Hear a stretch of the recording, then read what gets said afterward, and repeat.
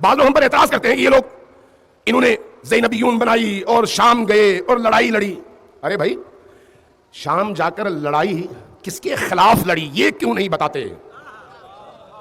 ہماری جنگ چاہے پاکستان ہو، چاہے افغانستان ہو، چاہے ایران عراق شام ہو، چاہے کوئی اور علاقہ، ہماری جنگ اللہ کے دشمنوں سے ہے. ہم کسی ملک کو فالو نہیں کرتے، نظریے کو فالو کرتے ہیں.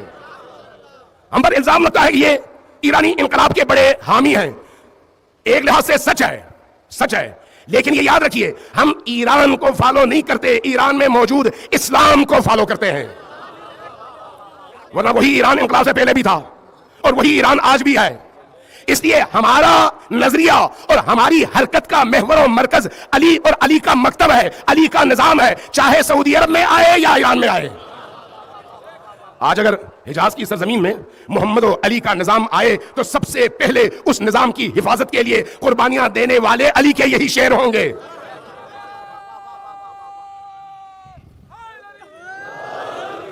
لیکن اس الزام کے تحت ہمارے جوانوں کو پکڑا جاتا ہے، ان کو مارا جاتا ہے، تشدد کیا جاتا ہے، غائب کر دیا جاتا ہے. ایک عرصے کے بعد کچھ کو چھوڑ دیا جاتا ہے، لیکن جب چھوڑا جاتا ہے تو وہ نہ گھر کے رہتے ہیں نہ مارکیٹ کے رہتے ہیں. الزامات کی بھرمار لیکن ثبوت کوئی نہیں.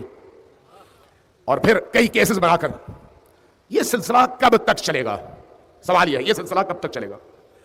اگر شام جانا جرم ہے نا تو میں یہاں پر نام نہیں لیتا، کوئی اگر کسی کو نہیں معلوم تو آ کر مجھ سے تنہائی میں پوچھ لے. میں بتاتا ہوں کہ جن گروہوں کو ریاست کی سرپرستی حاصل تھی انہوں نے کتنے ہزار لوگ شام جنگ کے لیے جہاد کے نام پر بھیجے. کتنے ہزار لوگ. ایک بہت بڑے جہادی لشکر کے ایک سربراہی سے جو اس کو کمان کرتا تھا میری ایک دفعہ ملاقات ہوئی ایئرپورٹ پہ، یہیں کراچی ایئرپورٹ پہ. باتوں میں نے اس سے پوچھا کہ ہاں بھائی آپ نے کتنے لوگ بھیجے ہیں سیریا؟ تو کہتا ہے مجھ سے پوچھا اس نے کہ آپ کا کیا خیال ہے کتنے بھیجے ہوں گے؟ میں تھوڑی دیر سوچتا رہا، چونکہ ہمارے زیادہ سے زیادہ 400-500 لوگ گئے ہوں گے جہاں سے گئے ہیں. ان میں سے بھی بہت سارے لوگ وہاں پر شہید ہو گئے ہیں. 400-500 اس سے زیادہ تعداد نہیں ہے. میں نے اس سے کہا میرا خیال ہے کوئی 5-6 ہزار تو آپ نے بھیجے ہوں گے. کہا ارے آپ ہمیں اتنا کم اور اتنا کمزور سمجھتے ہیں؟ آپ کو نہیں پتا ہم نے کتنے ہزار بھیجے ہیں وہاں پر. میرا ایک سمپل سوال ہے کہ یہ جو اتنے ہزار لوگ پاکستان کے ایئرپورٹ سے، سیالکوٹ کے ایئرپورٹ سے، فیصل آباد کے ایئرپورٹ سے، کوئٹہ کے ایئرپورٹ سے، کبھی ریاض کے ایئرپورٹ، کبھی استنبول کے ایئرپورٹ اور کبھی بحرین کے ایئرپورٹ پر اتر کر وہاں سے پھر جتھوں کی صورت میں شام جا کر جہاد کرتے رہے، یہ کس کی اجازت سے اور کس کی سرپرستی میں جاتے رہے؟ اس کا ذرا جواب دیجیے. سوچنے والی بات نہیں ہے. جہاد ادھر جائز ہے تو پھر ادھر جب حضرت زینب سلام اللہ علیہا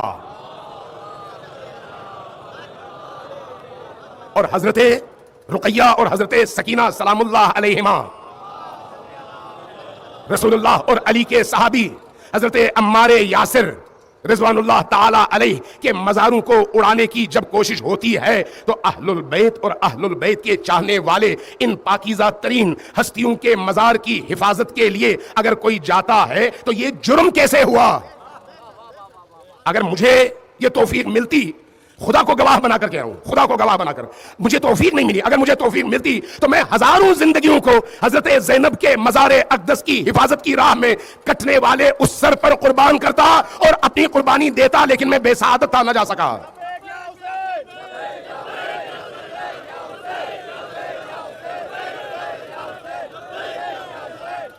نہیں، آپ کے یہ نعرے ادھورے نعرے ہیں. پورا مجمع نہیں پکار رہا. اگر پکارنا ہے تو پورا مجمع پکارے.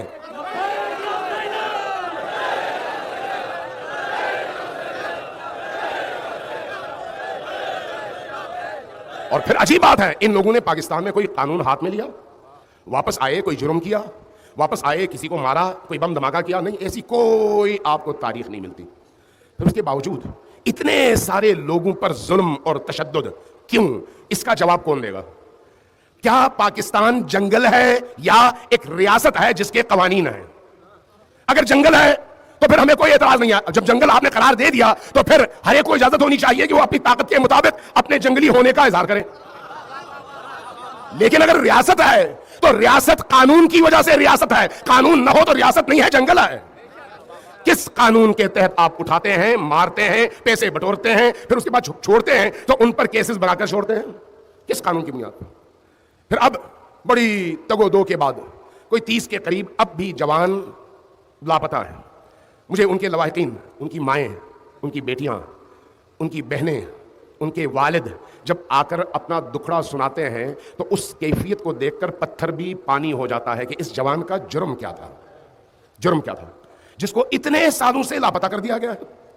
اور اب ایک پھلجڑی چھوڑ دی گئی ہے کہ بھئی آپ کے وہ لوگ اکثر جو ہے وہ مارے جا چکے ہیں، اب ہے ہی نہیں دنیا میں. ارے کیا یہ اتنا آسان ہے کہ آپ کسی قوم کے جوانوں کو پکڑ کر لے جائیں اور ان کو مار دیں اور مارنے کے بعد کہیں کہ اب وہ دنیا میں نہیں ہے؟ اگر ایسا ہے تو چاہے مدینہ کی ریاست بنانے والے کی حکومت ہو یا اس سے پہلے اور اس کے بعد والے کی، ہر پاکستانی کا حق ہے کہ ریاست کے گریبان میں ہاتھ ڈال کر اپنے جوان کے خون کا حساب مانگے. یہ حق ہے.